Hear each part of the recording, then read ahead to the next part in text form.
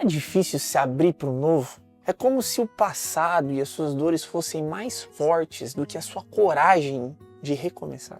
Eu te entendo. Meu nome é André Mariga e há mais de 15 anos eu auxilio pessoas como você a construírem relacionamentos saudáveis e encontrarem sentido na própria vida. Então, lembra, antes de começar o conteúdo, de se inscrever no canal, de dar um joinha, like, comentários, para que esse vídeo possa chegar para muitas outras pessoas e auxiliá-las também. Vem comigo! Se você já viveu um trauma, uma dor, uma grande dificuldade, talvez seja muito difícil, no momento em que essa dor acaba, você conseguir confiar de novo. Você conseguir acreditar em outra pessoa. Você sentir um desejo profundo de recomeçar. E mesmo que você sinta, quando você tenta, é como se a sua cabeça te bloqueasse. E a sensação, o sentimento é, caraca, acho que isso não é pra mim. Pô, será que eu vou? Será que eu arrisco? Esse medo, ele vai te paralisando. Ele vai te colocando num contexto onde parece que tudo vai dar errado mais uma vez. Só que você sabe, se você está vendo esse vídeo, você sabe que no fundo você quer algo melhor. Você quer uma vida melhor. E é isso que a gente vai começar a construir agora.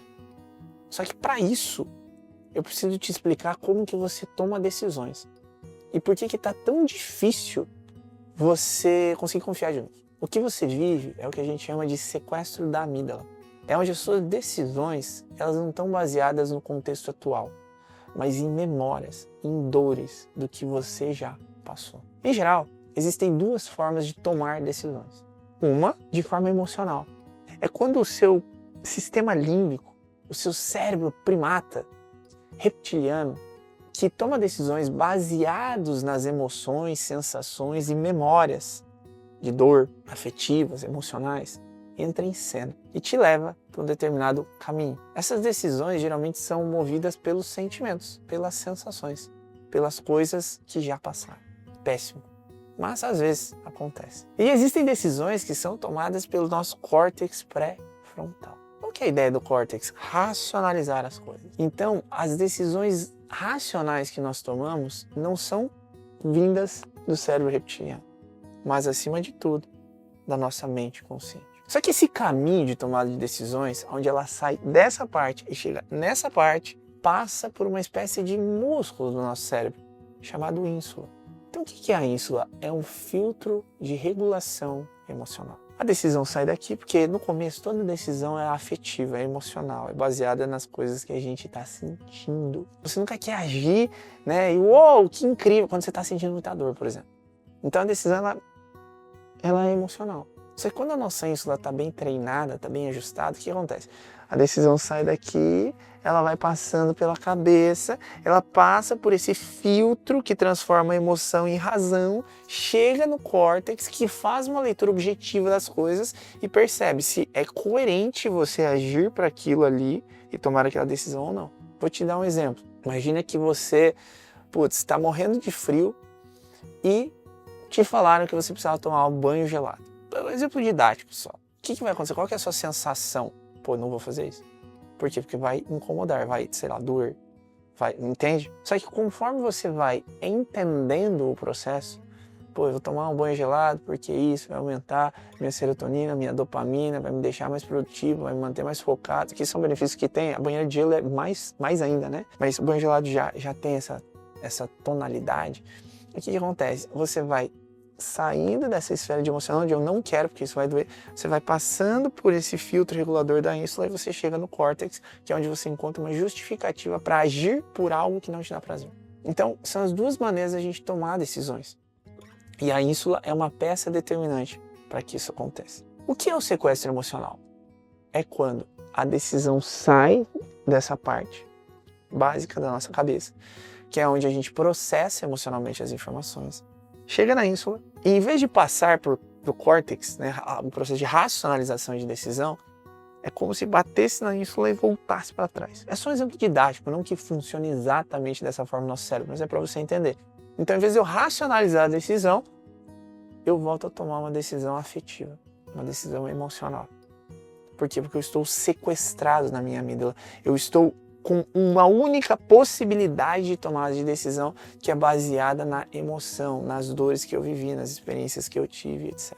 Esse sequestro de amígdala muitas vezes acontece porque a nossa ínsula não está treinada o suficiente. Em outro momento a gente pode falar como treinar a ínsula, mas não é o contexto agora.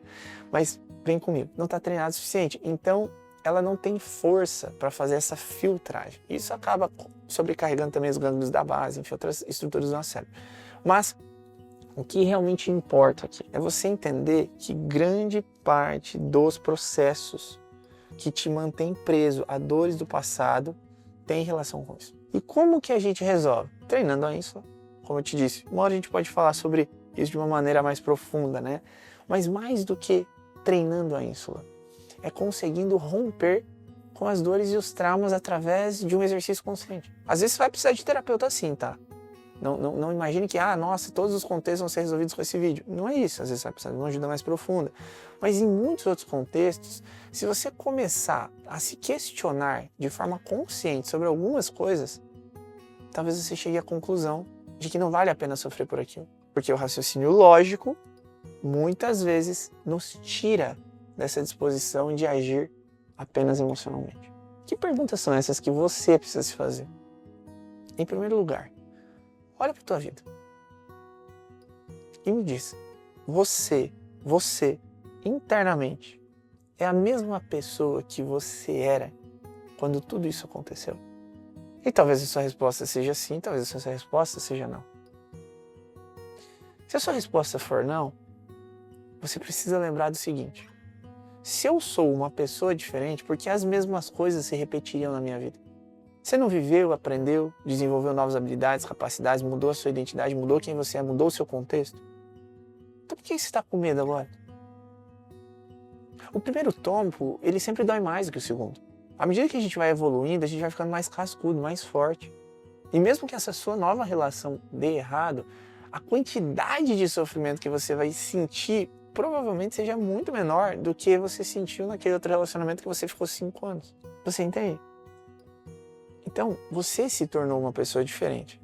Logo, você tem a possibilidade de encontrar uma pessoa diferente. Porque quem nós somos atrai aquilo que nós temos. Se a pessoa é ruim, vamos imaginar que ainda exista, sei lá, uma coisa em outra, precisa trabalhar internamente até achar uma pessoa boa, também não faz tanta diferença. Porque depois daquela surra que você levou da vida no antigo relacionamento, você já está mais forte. Então, se acabar, que diferença faz? Você vai sofrer menos. O problema é quando as pessoas desistem do amor, como se nunca nada fosse dar certo. O grande equívoco. Segunda pergunta para você se fazer: como é a sua vida sem o outro? Porque alguns medos são justificáveis.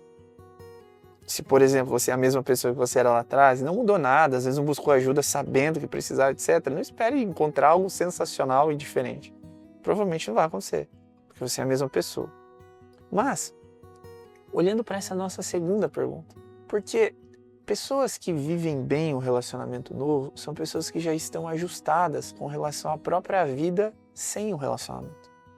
Ou seja, elas têm rotinas adequadas, elas muitas vezes se exercitam, elas têm um jeito de olhar para a vida bem alinhado, elas não dependem dos outros para pagar as contas, elas já são maduras o suficiente para encontrarem um pouquinho da própria independência. Logo, quando a outra pessoa chega, ela se soma.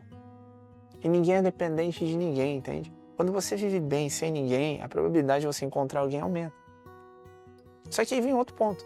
Se você não tem nada disso, a probabilidade de você estar tentando entrar no relacionamento por carência é grande. Logo, o medo, ele não está aí para te prejudicar, ele está aí para te proteger. Por quê? Entrando, provavelmente você vai tirar tudo da sua vida e vai dar prioridade para o outro, o que é um grande erro. Não que o outro não possa ser prioridade, mas você entende? Se você tira os esforços de um lugar e joga tudo lá. Então você sufoca. Como é a sua vida sem outro? Você está pronto para dar espaço? Está pronto para dar espaço?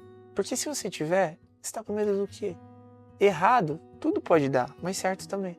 E aí a terceira e última pergunta. Se você viveu um relacionamento difícil, doloroso, um passado complicado, você realmente tratou isso? Porque pessoas que estão sangrando, elas acabam sangrando em cima de outras pessoas. Logo, é você que vai fazer o relacionamento dar errado. Literalmente. Por quê? Por falta de tratamento, por falta de conceito, por falta de consciência, por falta de clareza. Está na hora de você mudar a sua forma de interagir com a realidade. Pensa nisso e busca um tratamento adequado. Ou então faz o DX ser. Também é uma excelente alternativa para você viver bem, encontrar o amor que você deseja e a vida que você tanto quer. Pensa nessas perguntas.